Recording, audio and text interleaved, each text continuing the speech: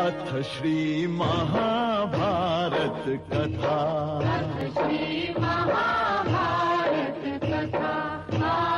अरे बच्चों, हिंदी स्वरूपा चैनल में आप सबों का एक बार फिर से स्वागत है। आज हम लोग इस वीडियो के माध्यम से चक्रव्यूह पाठ का प्रश्न उत्तर पढ़ेंगे। हमारा मौखिक प्रश्न से पहला है, यानी कि 1 नंबर, अभिमन्यु कौन था? तो उत्तर क्या होगा? अभिमन्यु अर्जुन का पुत्र था, या फिर अभिमन्यु अर्जुन और सुभद्रा का पुत्र था। नंबर 2, चक्रव्यूह की रचना किसने की थी?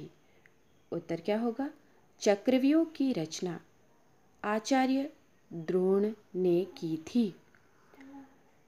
नंबर 3, चक्रव्यूह को भेदना कौन जानता था? उत्तर होगा चक्रव्यूह को भेदना अर्जुन जानते थे, और अर्जुन के अलावा एकमात्र बालक अभिमन्यु जानता था। नंबर 4, अभिमन्यु पर गदा से किसने प्रहार किया? अभिमन्यु पर गदा से दुशासन के पुत्र ने प्रहार किया। नंबर 5, अभिमन्यु कितने वर्ष का था? उत्तर होगा अभिमन्यु मात्र 16 वर्ष का था। इसके बाद का प्रश्न है लिखित प्रश्न। एक दिन अर्जुन कहाँ चले गए थे? उत्तर होगा एक दिन अर्जुन त्रिगत देश के राजा के साथ युद्ध करते हुए युद्ध भूमि से दूर निकल गए थे, या फिर एक दिन अर्जुन युद्ध करते हुए युद्ध भूमि के बिल्कुल दक्षिणी छोर तक चले गए थे। नंबर 2, युधिष्ठिर की चिंता का कारण क्या था? उत्तर होगा पांडव सेना में अर्जुन के अतिरिक्त चक्रव्यूह भेदना कोई नहीं जानता था, और शत्रु पक्ष ने चक्रव्यूह की रचना की थी। यही युधिष्ठिर की चिंता का कारण था। नंबर 3, अभिमन्यु ने किस काम के लिए युधिष्ठिर से आज्ञा मांगी? उत्तर होगा अभिमन्यु ने युद्ध में जाने के लिए युधिष्ठिर से आज्ञा मांगी। नंबर 4, अभिमन्यु ने चक्रव्यूह भेदन के बारे में युधिष्ठिर से क्या कहा?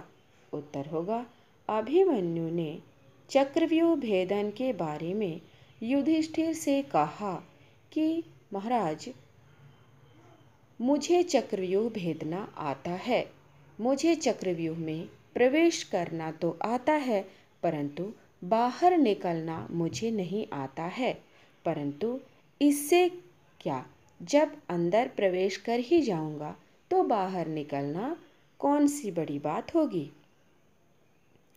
नंबर 5, चक्रव्यूह के पहले द्वार पर कौन खड़ा था? चक्रव्यूह के पहले द्वार पर कौन खड़ा था? उत्तर होगा चक्रव्यूह के पहले द्वार पर सिंधु देश का राजा जयद्रथ खड़ा था। उसके साथ अभिमन्यु ने क्या किया? अभिमन्यु ने 3 तीर सनसनाते हुए जयद्रथ की ओर छोड़े और चक्रव्यूह में प्रवेश कर गया। नंबर 6, शत्रु पक्ष को कब और क्यों चिंता हुई? उत्तर होगा शत्रु पक्ष को तब चिंता हुई जब अभिमन्यु अकेला ही चक्रव्यूह में प्रवेश कर गया और शत्रु सेना में भारी तबाही मचाने लगा। अभिमन्यु जिस ओर जाता मानो बाढ़ सी आ जाती, वह किसी के रुके नहीं रुकता था। यही शत्रु पक्ष की चिंता का कारण था। नंबर 7, अभिमन्यु के युद्ध कौशल का वर्णन अपने शब्दों में कीजिए। तो कैसे लिखेंगे? अभिमन्यु के युद्ध कौशल का वर्णन करना हमारे शब्दों के वश में नहीं है, परंतु फिर भी हम कोशिश तो कर ही सकते हैं। अभिमन्यु महाभारत के युद्ध में भाग लेने वाले योद्धाओं में सबसे कम उम्र का बालक था। वह अर्जुन का बेटा था, सुभद्रा का लाडला था। वह तीर चलाने में अपने पिता के समान और गदा युद्ध करता था, बिल्कुल अपने ताऊ भीम के समान। भाला चलाने में अपने ताऊ युधिष्ठिर के समान और दोनों हाथों से तलवार चलाता था, बिल्कुल अपने काका श्री नकुल और सहदेव की तरह। अभिमन्यु युद्ध कौशल में बहुत ही निपुण था। नंबर 8, अभिमन्यु कैसे वीर गति को प्राप्त हुआ। अभिमन्यु चक्रव्यूह में अकेला प्रवेश कर चुका था। वह सुबह से शाम तक समुद्र जैसी कौरव सेना से अकेला लड़ता हुआ थक चुका था। उसके साथी मारे गए थे। उसका सारथी सुमित्र भी मारा गया था। वह रथविहीन हो गया था। दुशासन के पुत्र से उसकी गदा युद्ध छिड़ी। दुशासन का पुत्र और अभिमन्यु दोनों एक दूसरे के गदा का चोट से मूर्छित होकर गिर पड़े थे। अभिमन्यु की मूर्छा टूटने ही वाली थी, या फिर यूं कह सकते हैं कि टूट ही रही थी। वह उठ ही रहा था, इतने में दुशासन कुमार पहले उठ गया और अपनी गदा से अभिमन्यु के सर पर वार कर दिया। अभिमन्यु के प्राण पखेरु उड़ गए। अभिमन्यु वीरगति को प्राप्त हो गया और इतिहास में अपना नाम स्वर्ण अक्षरों से लिखा गया। सही उत्तर पर सही का निशान लगाइए। नंबर 1, अभिमन्यु की आयु कितनी थी। तो अभिमन्यु की आयु 16 वर्ष की थी, इसलिए नंबर ख सही होगा। नंबर 2, गुरु द्रोणाचार्य किस द्वार पर खड़े थे। तो गुरु द्रोणाचार्य दूसरे द्वार पर खड़े थे, यानी कि विकल्प संख्या ख उत्तर सही है। नंबर 3, चक्रव्यूह का संचालन किसके हाथ में था। उत्तर होगा विकल्प ख, यानी कि जयद्रथ के हाथ में। नंबर 4, दुशासन के पुत्र ने क्या किया। विकल्प क, अभिमन्यु पर गदा से प्रहार किया, यानी कि विकल्प क सही है।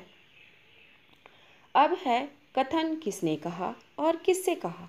नंबर 1, आज मैं युद्ध करने जाऊंगा, मुझे आज्ञा दीजिए। किसने कहा। अभिमन्यु ने कहा। किससे कहा। महाराज युधिष्ठिर से कहा। नंबर 2, तुम तो अभी बालक हो। किसने कहा। भीमसेन ने कहा। किससे कहा। अभिमन्यु से कहा। नंबर 3, अब यहाँ अन्याय हो रहा है। किसने कहा। अभिमन्यु के सारथी सुमित्र ने कहा। किससे कहा। अभिमन्यु से कहा। नंबर 4, मैं युद्ध भूमि में पीठ नहीं दिखा सकता। किसने कहा। अभिमन्यु ने कहा। किससे कहा। अपने सारथी सुमित्र से कहा। इसके बाद है बच्चों पाठ से आगे। नंबर 1, अभिमन्यु पर 7 महारथियों ने मिलकर हमला बोल दिया, क्या इसे आप उचित मानते हैं। बिल्कुल नहीं। अभिमन्यु पर 7 महारथियों ने मिलकर हमला बोल दिया, यह बिल्कुल अनुचित है और उस समय के युद्ध के नियमों के खिलाफ भी था। नंबर 2, अभिमन्यु की किस बात ने आपको प्रभावित किया है। अभिमन्यु की साहस ने हमें सर्वाधिक प्रभावित किया है, क्योंकि अभिमन्यु चक्रव्यूह में प्रवेश करने से पहले, युद्ध करने जाने से पहले वो जो वीरता भरी बात महाराज युधिष्ठिर से कहता है, बहुत ही सराहनीय है। इसके बाद है भाषा की बात। 1 नंबर में है 2 बार लिखना है। द्रोणाचार्य, चक्रव्यूह, अनुपस्थिति और तीव्र गति, ये कठिन शब्द आप स्वयं 2 बार लिखोगे। इसके बाद है संज्ञा भेद बताओ। नंबर 2 में क नंबर में है अभिमन्यु। अभिमन्यु कौन से संज्ञा है। अभिमन्यु व्यक्तिवाचक संज्ञा है। सारथी जातिवाचक संज्ञा, तलवार जातिवाचक संज्ञा, भीम व्यक्तिवाचक संज्ञा, अर्जुन व्यक्तिवाचक संज्ञा, गदा जातिवाचक संज्ञा, प्रहार भाववाचक संज्ञा और साहस भाववाचक संज्ञा। इसके बाद है बच्चों संज्ञा के स्थान पर आने वाले शब्द सर्वनाम कहलाते हैं। नीचे लिखे वाक्यों में से सर्वनाम छांटकर सामने लिखो। आज मैं युद्ध करने जाऊंगा। मैं शब्द सर्वनाम है। मैं शब्द को आपको लिखने हैं बगल के खाली स्थान में। इसके बाद है तुम अभी बालक हो। तुम शब्द सर्वनाम है। फिर है मुझे युद्ध करना आता है। मुझे शब्द सर्वनाम है। उसने गदा से प्रहार किया। उसने शब्द सर्वनाम है, यानी कि क नंबर में मैं, ख में तुम, ग में मुझे और घ में उसने शब्द सर्वनाम है। इसके बाद है भाववाचक संज्ञा बनाओ। नंबर क, वीर से वीरता, योग्य से लिखेंगे योग्यता, सुंदर से सुंदरता, उच्च से उच्चता। अथ श्री महाभारत कथा।